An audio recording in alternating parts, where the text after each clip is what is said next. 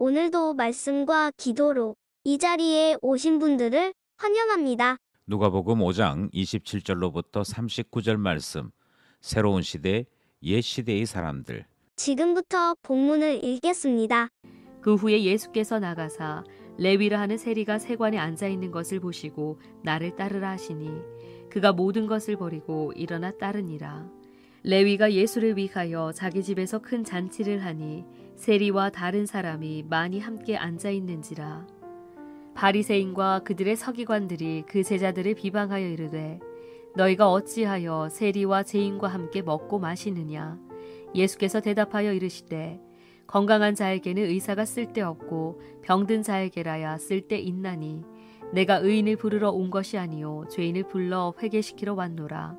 그들이 예수께 말하되 요한의 제자는 자주 금식하며 기도하고 바리새인의 제자들도 또한 그리하되 당신의 제자들은 먹고 마시나이다. 예수께서 그들에게 이르시되 혼인집 손님들이 신랑과 함께 있을 때에 너희가 그 손님으로 금식하게 할 수 있느냐. 그러나 그날에 이르러 그들이 신랑을 빼앗기리니 그날에는 금식할 것이니라. 또 비유하여 이르시되 새 옷에서 한 조각을 찢어 낡은 옷에 붙이는 자가 없나니 만일 그렇게 하면 새 옷을 찢을 뿐이요 또 새 옷에서 찢은 조각이 낡은 것에 어울리지 아니하리라. 새 포도주를 낡은 가죽 부대에 넣는 자가 없나니 만일 그렇게 하면 새 포도주가 부대를 터뜨려 포도주가 쏟아지고 부대도 못 쓰게 되리라.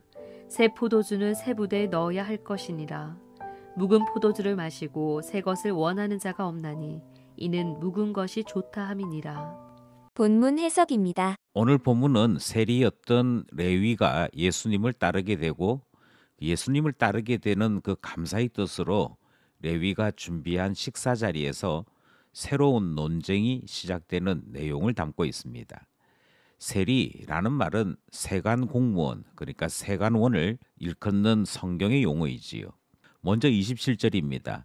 나를 따르라 하시니, 여기서 예수님께서 그를 보셨다라고 하는 것과 자신을 따르라라고 말씀하신 것이 중요합니다. 이것은 그 사회가 가지고 있는 통념이나 주변 사람들의 눈치를 따라 사람을 판단하시는 그런 분이 아니시고 다른 사람을 유의하여 보시며 그 결과를 따라 각 사람을 판단하시는 주님의 주권이 여기에 소개되고 있고, 이로 인해 세리임에도 불구하고 자신의 제자로 받아들이시는 주님의 놀라운 포용력이 소개되고 있기 때문이지요. 이 부르심은 제자들에게 한결같이 나타나는 모습이었는데요. 예수님께서 가셨고 부르시면 제자들은 한결같이 모든 것을 버려두고 예수님을 따르게 되었다 하는 모습을 보이고 있습니다. 우리는 이것을 제자도라고 부르지요.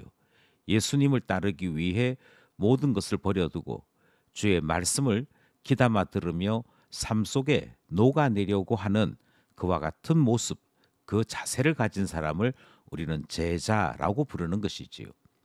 여기서 등장하는 레위라고 하는 사람은 12제자의 이름 안에 없습니다. 그리고 이가 세리였다 하는 점을 생각해 볼 때 마태의 또 다른 이름이 아닌가 생각하게 되는 것이지요.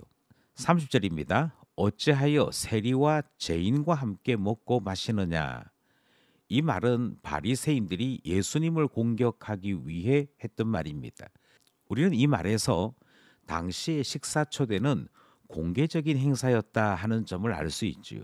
그래서 바리새인들은 그 자리에 함께 하지 않았음에도 누가 참석을 했고 그들이 어떤 행동을 하고 있었는지를 관찰할 수 있는 것, 살펴볼 수 있습니다.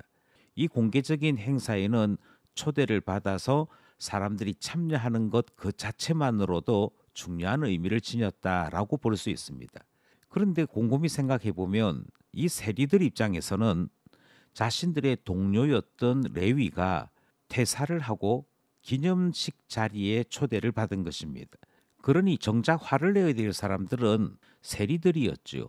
우리가 싫거나 우리가 부끄러웠느냐라고 물어볼 수 있는 그런 자리였지 않겠습니까? 떠나는 그를 향해 축하하는 것은 세리들이고 그 세리였던 자리를 벗어나서 새로운 삶을 시작하겠다는 이 레위를 못마땅하게 지켜보고 있는 것은 바리새인이다 하는 점을 우리는 본문에서 발견할 수 있습니다. 예수님께서 세리와 죄인들과 함께 먹고 마시는 것을 대단히 불쾌하게 바라보았던 바리새인의 모습을 살펴볼 수 있는 것이지요.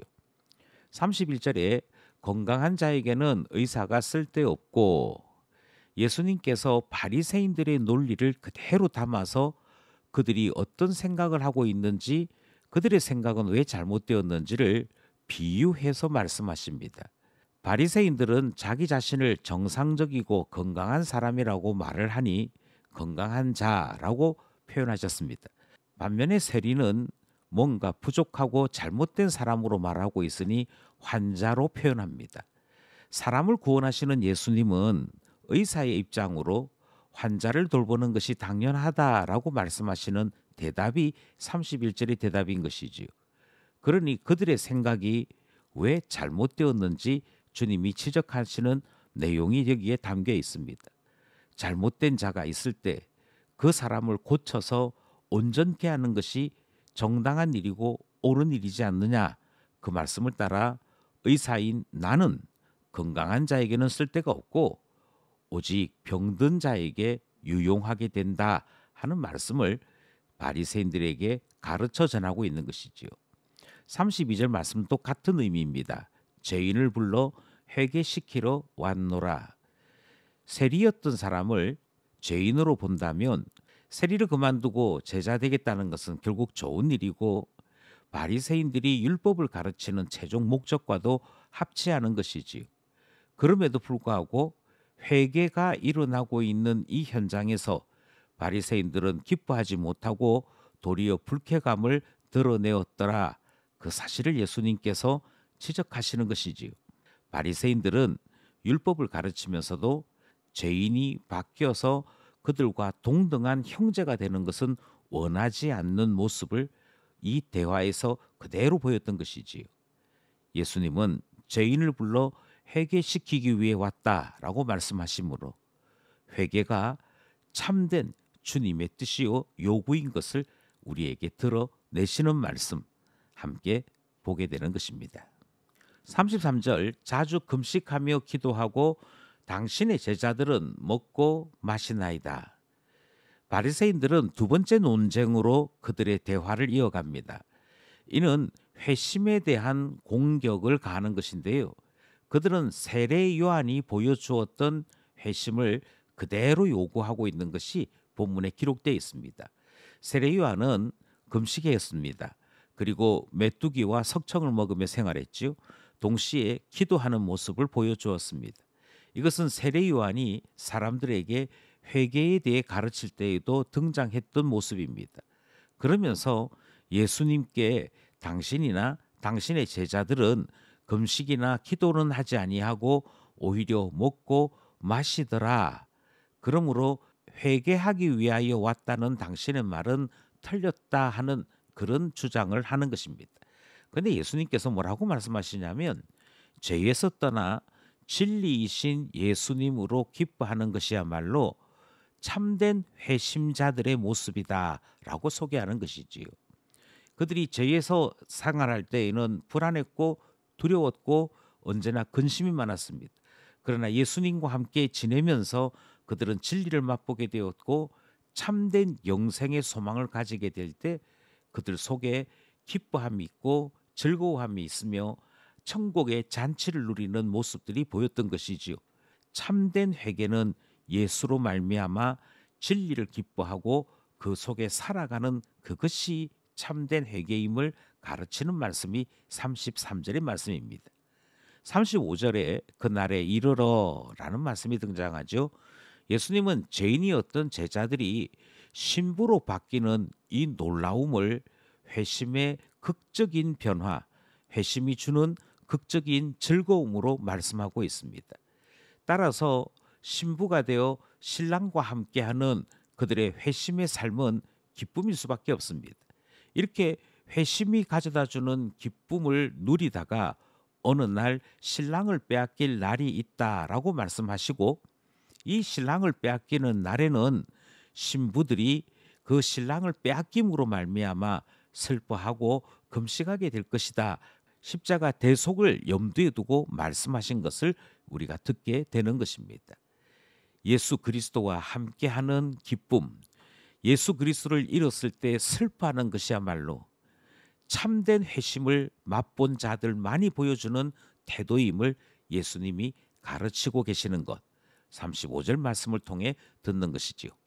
36절 비유하여 이르시되, 예수님께서 바리새인들의 주장이 왜 잘못되었는지 두 번째 설명을 하시는데 비유로 말씀하셨다 하는 내용을 듣습니다.